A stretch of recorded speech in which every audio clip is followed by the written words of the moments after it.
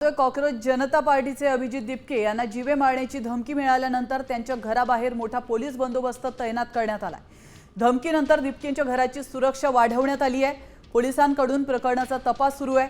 धमकी नेमकी कुणाकडून देण्यात आली याचा शोध पोलीस घेत आहेत। दरम्यान हा व्हिडिओ देखील समोर येतोय आणि त्यामुळे आता आरोपी लवकरच पोलिसांच्या ताब्यात असणार आहे। दरम्यान थेट अभिजित दिपकेंच्या घराबाहेरून आढावा घेतलाय आमचे प्रतिनिधी माधव सावरगावे यांनी। थेट जाऊया।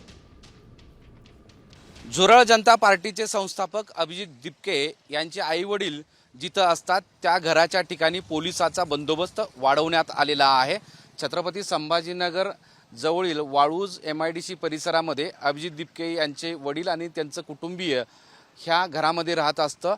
त्यांना धमक्या दिलेल्या आहेत। सोबतच अभिजित दिपकेला सुद्धा धमक्या मिळाल्या आहे। या पार्श्वभूमीवर छत्रपती संभाजीनगर शहर आणि वाळूज MIDC पोलीस ठाण्यांनी पोलिसांचा बंदोबस्त इथं वाढवलेला आहे। ही पोलीस अधिकाऱ्याची गाडी आहे।